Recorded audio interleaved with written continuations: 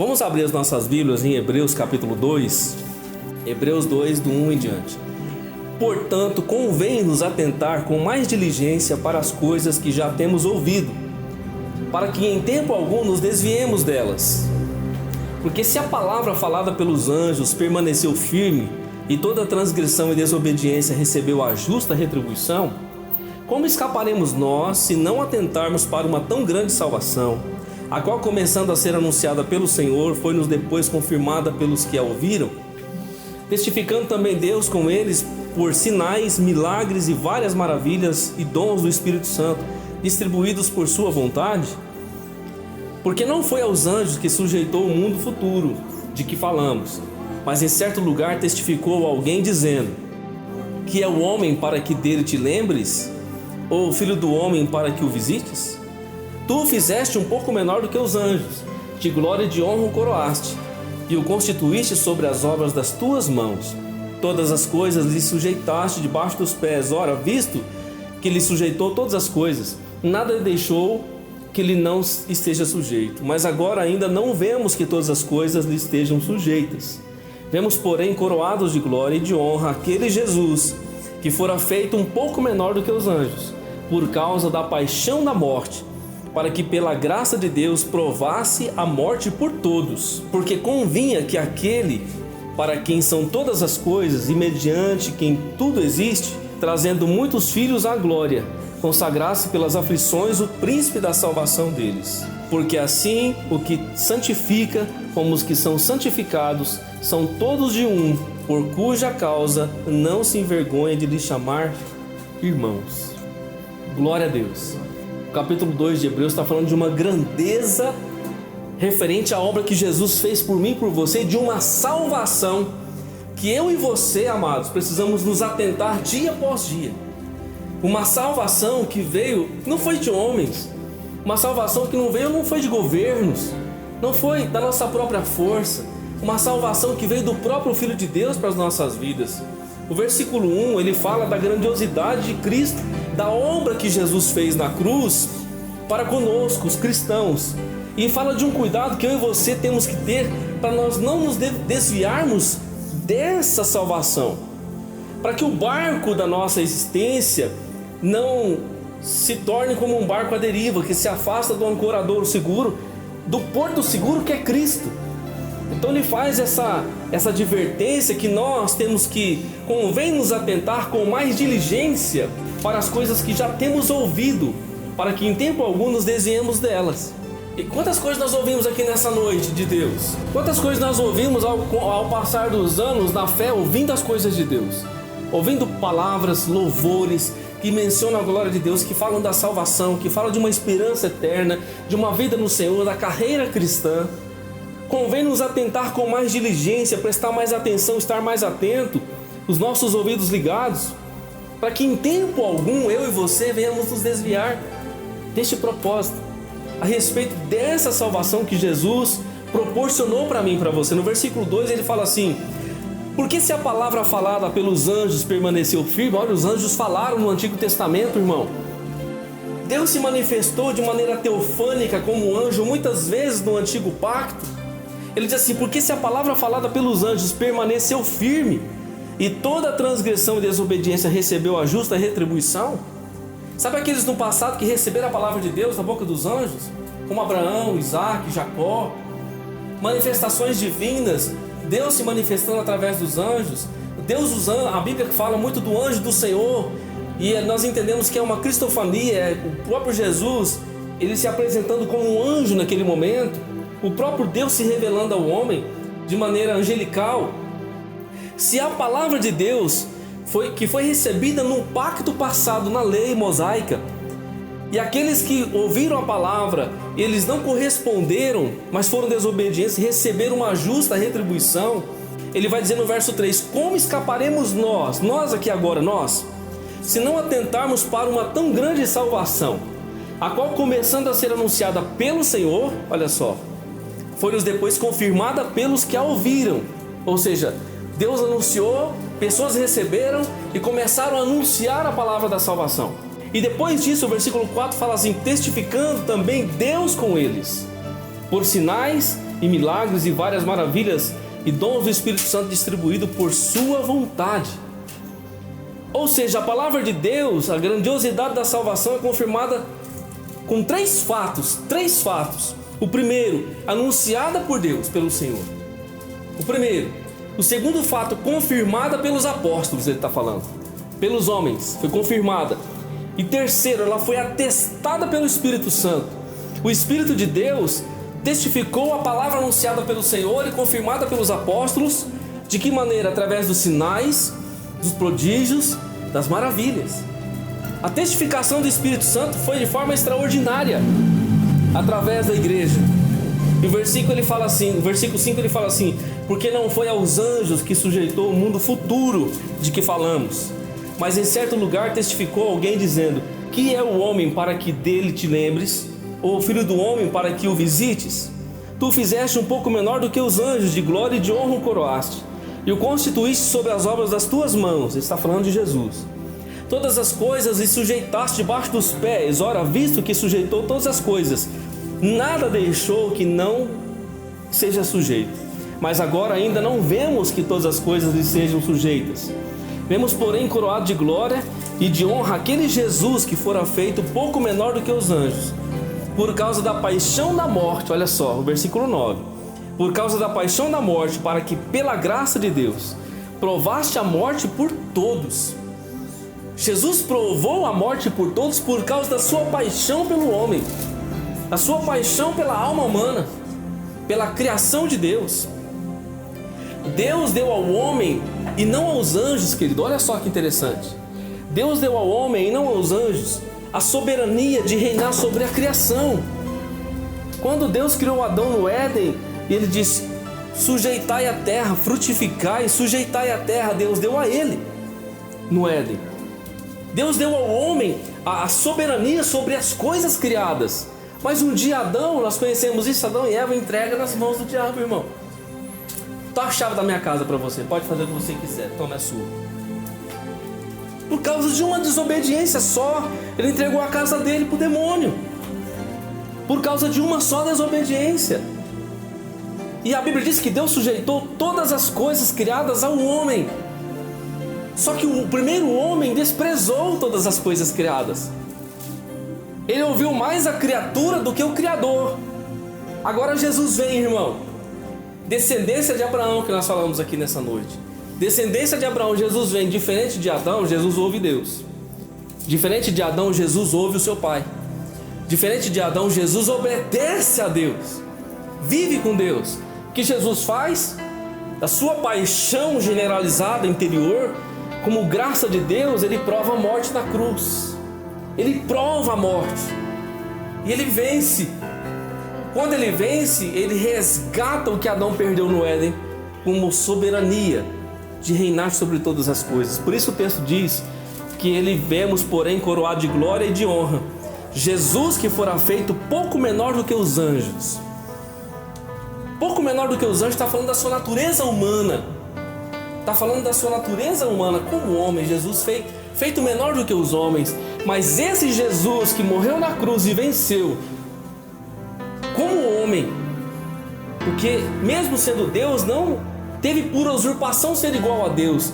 Ele foi até a morte de cruz, obediente até a morte.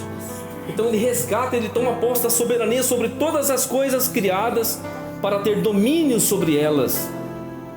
O versículo 10 ele fala: porque convinha que aquele para quem são todas as coisas e mediante quem tudo existe, trazendo muitos filhos à glória, consagrasse pelas aflições o príncipe da salvação deles. Quem é o príncipe da nossa salvação? É o próprio Cristo. E ele foi consagrado como o príncipe da salvação, da minha e da sua salvação, através das aflições, através da dor. Jesus foi consagrado como o príncipe genuíno que nos salva, que nos remete à vida eterna.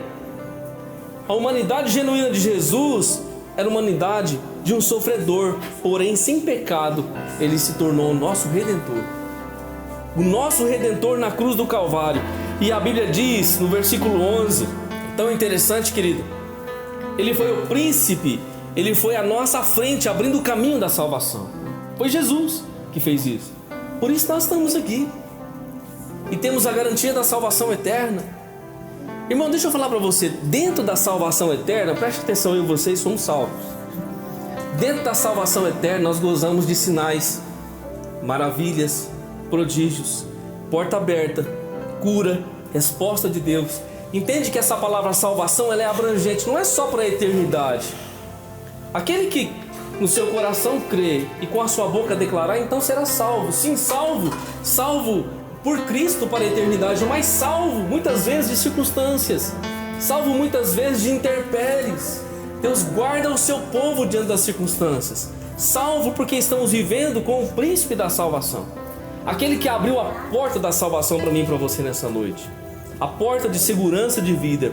Aí ele diz no versículo 11, porque assim o que santifica como os que são santificados, eu e você estamos sendo santificados nessa noite, são todos de um, cuja causa não se envergonha de lhe chamar irmãos. Então Jesus vai à cruz, morre por mim e por você, e agora nós somos família de Deus, e nós passamos a ser chamados irmãos de Jesus, irmãos de Cristo, somos irmãos dele, receberemos o mesmo reino eterno, estaremos junto com ele eternamente.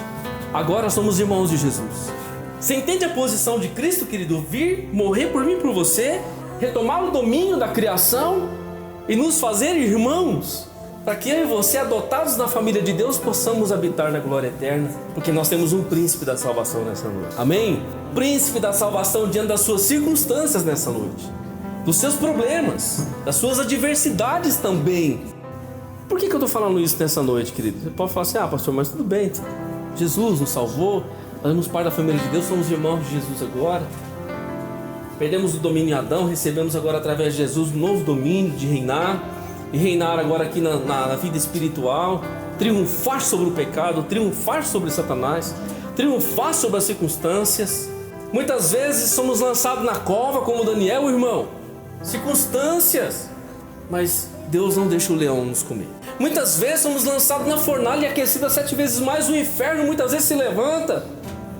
Fomos lançados na fornalha, mas Deus está lá conosco, irmão. Passamos por adversidades, não estamos imunes a isso, mas o Senhor está conosco.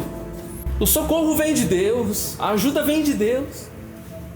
Irmão, nós somos levados pelo vento, não. Nós temos um Deus vivo que cuida das nossas vidas, que nos salva diante das nossas adversidades. Entende que estar na mão de Deus, vivendo a salvação em Deus, implica em toda a nossa vida. Agora, nessa corrida, nessa jornada da fé, há muitos obstáculos que se levantam contra a nossa vida. Há muitos intempéries. Só que Jesus é o nosso exemplo a ser imitado. Nós estamos olhando para quem? Nós estamos olhando para as circunstâncias ou estamos olhando para Deus? Estamos olhando para Jesus. Nós precisamos olhar para o príncipe da nossa salvação, um exemplo a ser imitado. Ele foi perseverante, Jesus, em todas as circunstâncias que ele passou. Ele passou circunstâncias, irmão. Ele passou circunstâncias adversas. Mas ele foi perseverante, ele mostrou o verdadeiro caráter de um filho de Deus. E eu e você olhamos para ele nessa noite para entender o que é viver de acordo com a vontade do Pai. Vamos abrir nossa Bíblia em 1 Coríntios capítulo 9. Eu quero ler esse texto para você nessa noite. 1 Coríntios capítulo 9, versículo 24 em diante. Olha o que a Bíblia diz aqui, sobre essa corrida, sobre essa carreira da fé, diante dos obstáculos que nós encontramos. Mesmo vendo as adversidades e os obstáculos, estamos olhando para Jesus. Não sabeis vós que os que correm no estádio, todos na verdade correm, mas um só leva o prêmio? Correi de tal maneira que o alcanceis. E todo aquele que luta de tudo se abstém, eles o fazem para alcançar uma coroa corruptível, nós porém uma coroa incorruptível. Pois eu assim corro não como coisa incerta, assim combato não como combatendo ao ar. Antes subjugo meu corpo, reduzo a servidão, para que pregando aos outros eu mesmo não venha de alguma maneira a ficar reprovado.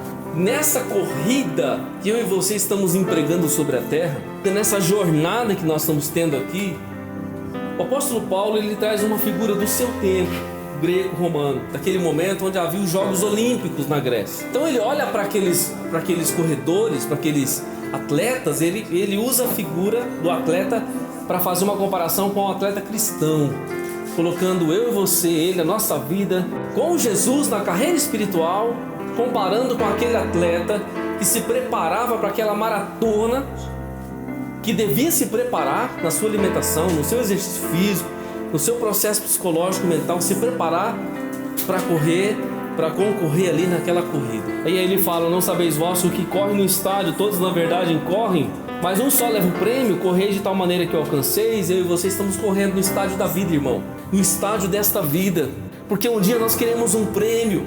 O que nós queremos no final da nossa vida, irmão? Qual é o prêmio que nós queremos? Eu e você queremos um balde cheio de ouro, de moeda de ouro do céu? O prêmio que nós estamos buscando, o que nós estamos almejando é a salvação eterna um dia. Mas nós estamos ainda correndo, estamos no estádio da vida, correndo dia após dia. E isso vai exigir de mim e de você um preparo, uma dedicação, uma vida em Deus, uma vida como igreja, como servo de Deus, como cristão, amando o Senhor, vivendo com o seu Senhor, se preparando dia após dia, buscando e vivendo essa carreira, desejando essa salvação.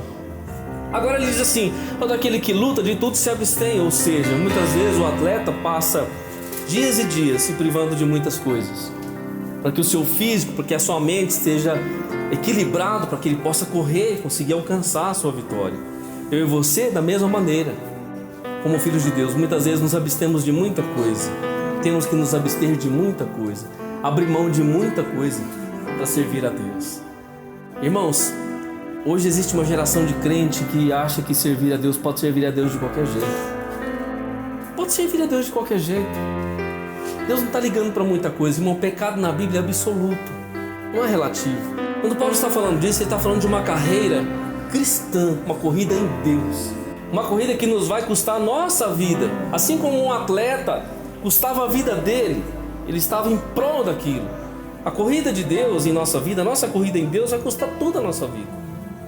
Escolhas que nós vamos tomar, decisões que nós vamos tomar, atitudes que nós vamos ter, isso tudo tem que ser consonante à vontade de Deus, ao propósito de Deus. Isso é o Evangelho. Se nós estamos correndo para o céu, irmão, a nossa língua tem que ser do céu, a nossa vontade tem que ser do céu, o nosso propósito tem que ser do céu. Se estamos correndo para a terra, e aqui é o foco terreno, então o nosso foco vai ser todo terra. A gente vai ver isso. Agora ele está dizendo o seguinte: todo aquele que luta de tudo se abstém, eles o fazem para alcançar uma coroa corruptível. Tem atleta correndo para alcançar uma coroa de louro. Sabe a coroa de louro? Aquela que era colocada na cabeça, a folhinha verdinha? Mas passava 2 horinhas depois, já estava tudo murchinho, irmão. Era só a glória humana, era só aquele momento de dizer: eu ganhei, eu consegui, eu venci a corrida. Aquilo passa, por quê? Porque é terreno.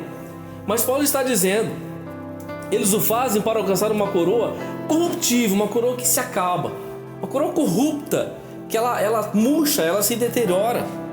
Nós, porém, uma incorruptível, uma coroa que não se acaba, irmão, é eterna nos céus. Aí ele diz assim: pois eu assim corro, não como coisa incerta, mas assim combato, não como combatendo ao ar.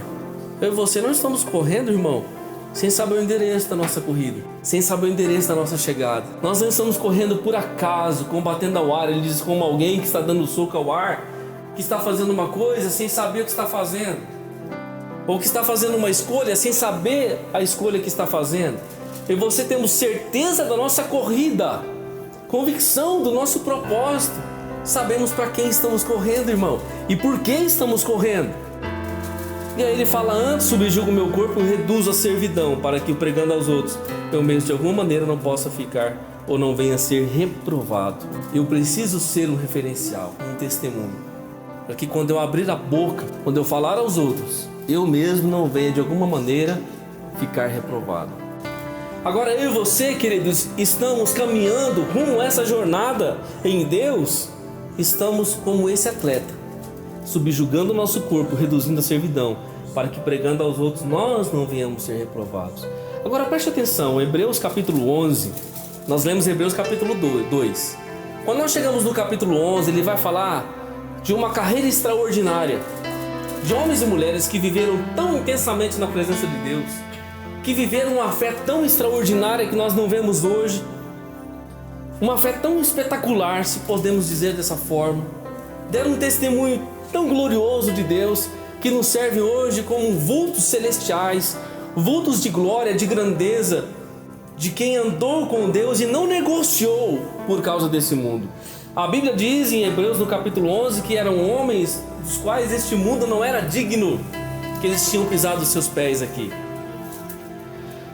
Servem para mim e para você como inspiração, como inspiração diante de momentos e circunstâncias da nossa vida. Diante agora do momento que nós estamos passando, quando nós olhamos para os heróis da fé, homens que passaram diversidade talvez muito maiores do que eu e você passamos, homens e mulheres que não negociaram a sua fé, mas que olharam para Deus diante da sua maior agravante circunstância e não recuaram o pé. Você já pensou, irmão, 3 homens diante de uma fornalha ardente, nenhuma nação estranha, não se rendendo àquele rei pagão maligno, não se dobrando diante daquela proposta maligna, a ponto de entregar a sua vida se assim fosse para ser, se Deus quisesse consumi-los ali, mas não negarem a sua fé, não se permitirem a fazer a vontade do homem maligno e se permitirem sim ir para dentro da fornalha e não importa o que vai acontecer, deliberadamente confiando no Senhor. Homens e mulheres que não negociaram a sua vida, homens e mulheres que se entregaram deliberadamente na mão de Deus, deixando Deus conduzir os seus passos. Esses homens e mulheres servem de inspiração para mim e para você hoje. Irmão, muitos se inspiram nos cantores, muitos se inspiram nos filósofos, muitos se inspiram até em pastores, muitos se inspiram em muitos outros e muitas outras pessoas. Talvez nós nos inspiramos em pessoas que têm dons excelentes, que têm grande nome, grande vulto na sociedade, mas a Bíblia nos chama e nos convida a nos inspirarmos em homens que foram lançados em covas de leões famintos. A Bíblia nos chama a nos inspirarmos em homens que passaram por adversidades tremendas em sua vida. Nós não estamos nos inspirando em pessoas excelentes que estão vencendo hoje na vida financeira e fora, com muitas propostas de coach que a gente está ouvindo aí na internet, falando sobre uma vida de riqueza. Nós não estamos nos inspirando nessas coisas. Nos inspiramos em homens e mulheres que tinham virtudes de Deus, que rendiam o seu coração a Deus diante das suas circunstâncias. Homens e mulheres que não negociavam a sua salvação diante da perseguição na sua vida. Sabe, amados, muitos estão assegurados em muitas coisas, mas eu e você devemos estar assegurados na palavra de Deus, que Jesus poderá voltar a qualquer momento. E nós devemos estar voltados a essa inspiração de caminhar no propósito de Deus. A Bíblia diz aqui no mesmo livro de Hebreus, no capítulo 7, no versículo 7, no capítulo 13: lembrai-vos dos vossos guias, dos vossos pastores, os quais vos pregaram a palavra de Deus, considerando atentamente o fim da sua vida, imitai a fé que tiveram. Hebreus capítulo 13, versículo 7, lembrai-vos dos vossos pastores, que é um referencial, os líderes. E a Bíblia está dizendo que nós devemos imitar a fé daqueles que nos guiam para viver segundo a vontade de Deus. Eles são exemplos para as nossas vidas nos dias atuais. Somos incentivados, a Bíblia diz, a olhar para Jesus. Ele é o iniciador do processo e Ele é o fim, o destino final. O que diz Hebreus capítulo 12, versículo 2? Olhando nós para Jesus, autor e consumador da fé. Jesus é o nosso incentivador nessa corrida. É Jesus que nos dá a condição para viver esse propósito, olhando para Ele nessa noite. E eu quero que você abra a sua Bíblia, Hebreus capítulo 12, versículo 1. Portanto nós, pois que estamos rodeados de uma tão grande nuvem de testemunhas, deixemos todo o embaraço e o pecado que tão de perto nos rodeia, e corramos com paciência a carreira que nos está proposta, olhando para Jesus, autor e consumador da fé, o qual pelo gozo que lhe estava proposto suportou a cruz, desprezando a afronta, assentou-se à destra do trono de Deus. A Bíblia está falando de pesos, embaraços, capítulo 12, versículo 1 de Hebreus. Portanto, nós que estamos rodeados de uma tão grande nuvem. Que nuvem é essa, irmão? Ele começa o capítulo 12 dizendo: portanto, nós que estamos rodeados de uma tão grande nuvem de testemunhos. Quando eu e você olhamos para Abraão, Isaac, Jacó, Abel, Noé, Moisés, todos aqueles do passado, nuvens de testemunhas, de homens e mulheres que marcaram a sua história, a sua época, homens que estavam cativos em nações pagãs, hostis como Babilônia, como o Egito, Homens que não arredaram o pé da sua fé, não se renderam diante do momento mais cruel na sua vida, antes viveram a vontade do Senhor deliberadamente. Ele nos convida, nos instrui a olhar para esses homens. E é interessante, irmão, capítulo 12, versículo 1 diz: portanto, nós que estamos rodeados de uma tão grande nuvem de testemunhas, deixemos todo o embaraço e o pecado. Essas duas coisas são vistas como peso para a nossa vida. Peso, porque eu e você somos vendidos ao pecado. O pecado está na nossa natureza. Deixamos todo o embaraço. Embaraço é quando você pega uma linha. Sabe quando você pega uma linha de costura? Você pega uma linha daquela, irmão, e puxa ela no carretel assim, ó, e puxa várias vezes. Depois você tenta enrolar ela de novo pra você ver. Depois que ela embaraçar tudinho, já era, irmão. Pega uma linha de pesca e puxa ela assim no carretel várias vezes e tenta voltar ela de novo para você ver. A Bíblia está falando de embaraço e está falando para os crentes. Portanto, nós que estamos rodeados de uma nuvem, peraí, eu preciso olhar para esses homens. Eu preciso olhar para esses vultos extraordinários que viveram o extraordinário. Gente, irmão, que presenciou o impossível, que viu o invisível, que teve experiência sobrenatural com Deus. Eu preciso olhar para eles, é o meu referencial, eu estou olhando para eles. E quando eu olho para eles, eu deixo o embaraço, eu deixo o pecado que tão de perto me rodeia. E eu corro com paciência a carreira que me está proposta, olhando para Jesus, autor e consumador da fé. Irmão, pecado e embaraço sempre vai estar diante de mim e de você. Deixa eu perguntar para você nessa noite, o que tem embaraçado a sua vida? Quero que você reflita. O que tem embaraçado a sua vida? Embaraço, pecado, pesos que nos impede de caminhar e além, pesos que nos impede de desfrutar de algo novo em Deus. Embaraço fala de deixar muitas vezes atitudes ou coisas que nos prendem, pesos que muitas vezes eu e você adquirimos para nós mesmos. Embaraço onde nós nos metemos lá não deveríamos. Agora Jesus faz um convite, e esse convite ele nos convida a tirar os pesos e tirar os embaraços da nossa vida para viver com Ele, para aprender nele, para caminhar com Ele. Somos convidados a isso, a viver esse novo em Deus. Colossenses capítulo 2 diz assim, ó: havendo riscado a cédula que era contra nós, das suas ordenanças, a qual de alguma maneira nos era contrária, atirou do meio de nós, cravando-a na cruz, e despojando os principais e potestades, os expôs publicamente, deles triunfou. Jesus pegou a cédula de condenação, minha e sua, e cravou na cruz. Se eu e você entendemos isso, que Jesus cancelou a nossa dívida, quando nós ficamos embaraçados, quando nos voltamos ao pecado, nós reavemos a nossa dívida. Irmão, tem alguém aqui querendo pegar a dívida de volta? Você acha que existe algum ser humano querendo dívida, irmão? Só que essa dívida aqui que a Bíblia está falando, irmão, eu e você não pagamos. Essa dívida que a Bíblia está falando, só Jesus paga.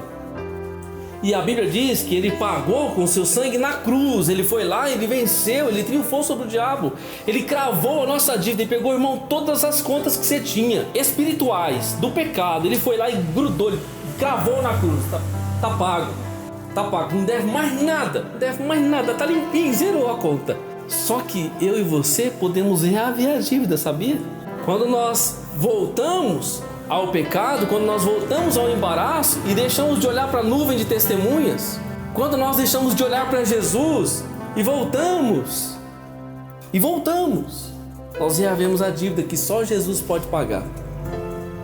E preste atenção, irmão, quando nós voltamos e reavemos essa dívida que nós não podemos pagar, o único que paga é Jesus, é só o sangue dele que pode pagar a dívida do pecado, só Ele. Agora a Bíblia fala em Romanos 6:23 o agravante: o salário do pecado é a morte. Como que eu e você pagamos o pecado? Só com a morte, irmão. Mas espera aí, Jesus já morreu para pagar o nosso pecado. Por isso eu e você não precisamos viver mais debaixo da escravidão e da dívida do pecado. Por isso eu e você olhamos para Ele, corremos para Ele e vivemos para Ele. O apóstolo Paulo, ele fala em Filipenses 3, do 12 ao 14, que ele faz uma coisa, ele se esquece das coisas que para trás ficam. Isso inclui pecado e embaraço na sua vida. Ele se esquece, deixa isso para trás. Ele olha para as coisas que estão na frente, ele avança para as que estão adiante dele. Ele avança para as que estão diante, ele prossegue para o alvo, pelo prêmio da soberana vocação, ou seja, para a vida no Senhor. O mesmo atleta, aquele mesmo que corre no estádio da vida, que está olhando para Deus. Passa por circunstância, passa, mas olha para Deus, persevera, olhando para Jesus, ele persevera. A Bíblia diz aí, nós lemos, que Jesus, ele passou por aflições. Ele sofreu, mas ele venceu. O próprio Jesus disse em João 16:33: no mundo tereis aflições. Irmão, Jesus não ficou filosofando, não. Ele viveu. No mundo tereis aflições, mas tem de bom ânimo, eu venci o mundo. E aí eu termino aqui, Provérbios 24:10. Se te mostrares fraco no dia da angústia, a tua força é pequena. Por isso, diante das adversidades, dos problemas, das dificuldades da vida, eu e você nos levantamos olhando para Deus, sabendo que a nossa salvação está no Senhor. Elevo os meus olhos para o monte. De onde me virá o socorro? O meu socorro vem do Senhor que criou os céus. A perspectiva do salmista, irmão: o Senhor que criou os céus e a terra. O céu vem primeiro que a terra. O Salmo 121 fala dos peregrinos que saíam da sua terra e iam para Jerusalém adorar o Senhor. Então ele ia nas festividades de Jerusalém, seja nas festas dos tabernáculos, do Pentecoste. Ele ia nas festas adorar o Senhor. Então ele ia, e no caminho havia os ladrões, havia os transgressores. Então ele ia com a sua caravana e ele olhava para os montes, porque o monte revela a glória de Deus, assim como foi no Sinai. E ele olhava para os montes e recitava esses salmos: elevo os meus olhos para os montes, de onde me virá o socorro. Ou seja, eu espero no Senhor, eu olho para cima, meu socorro vem do Senhor que criou os céus e a terra. Que eu e você possamos ter essa perspectiva, querido. Uma exigência de Deus para a nossa vida é perseverar no Senhor a cada dia. Amém? A nossa corrida demanda um esforço, uma determinação a cada dia, buscando e perseverando no Senhor. Se houver coisas nessa noite que você precisa despojar da sua vida, despoje, irmão.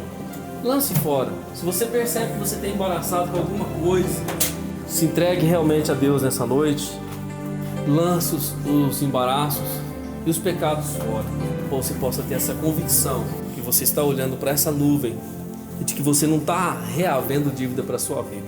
Quando nós reavemos dívida do pecado, nós damos oportunidade para Satanás. Quando nós abrimos precedente, nós podemos ser presa fácil. Não busque dívida que Jesus já perdoou para a sua vida. Não busque dívida. Não busque dívida. Jesus já cravou na cruz. Amém? Tem um sangue nessa noite que paga e cobre os nossos pecados. Nós não podemos pagar, mas Jesus paga. Amém? Se houver alguma dívida aí com você, agora nessa oração lance para Ele. Diga: Senhor, eu não posso pagar, mas o Senhor pode. Nessa noite eu recebo a minha libertação, recebo o meu perdão nessa noite. Vamos orar? Curva a sua cabeça, fale com Deus, fale com Ele. Você sabe o que você precisa falar, querido. Irmão, você sabe o que você precisa falar. Fale com teu Pai. Senhor, em nome de Jesus, te adoramos nessa noite. Entregamos a nossa vida ao Senhor, o nosso coração diante da tua presença. Estamos olhando sim para esta nuvem tão poderosa de homens e mulheres que marcaram gerações, ó Pai. O nosso coração se rende ao Senhor mais uma vez, Pai. Senhor, toma as nossas vidas em tuas mãos. Que haja perdão nessa noite, restauração nessa noite. Que haja refrigério nessa noite em cada coração. Em nome do Senhor Jesus, a tua palavra viva, que nos faz perseverar, que nos faz olhar para o alto, ó Pai. Que nos faz a cada dia, Senhor, deixar os pesos, os embaraços, os pecados que de perto nos rodeiam, nos tentando tirar dessa carreira, nos tentando tirar desta corrida, Pai. Muitas vezes situações, ó Pai, que vêm contra as nossas vidas, tentando impedir a tua obra, Pai, tentando impedir o teu propósito em nós. Nós lançamos a nossa vida diante do Senhor, ó Pai. Lançamos a nossa família diante do Senhor nessa noite, meu Deus, e pedimos que a tua obra poderosa possa tomar a nossa casa de maneira extraordinária, para que todos possam te servir e saber que tu és um Deus vivo. Nessa noite, ó Pai, banha-nos com a tua graça e que haja, meu Pai, um alívio no coração, no corpo, na alma do teu filho e filha. Pois, ó Deus, nós lançamos nessa hora, diante da tua presença, todo embaraço e pecado, ó Pai, que de perto nos rodeia, tentando infligir a nossa carreira, te louvando e te adorando, em nome do Senhor Jesus. Que a graça do nosso Senhor Jesus Cristo, o amor de Deus o Pai, a comunhão e consolação do Espírito Santo seja abundantemente derramado sobre as nossas vidas. Nós damos graças a Deus. Graças a Deus por Cristo.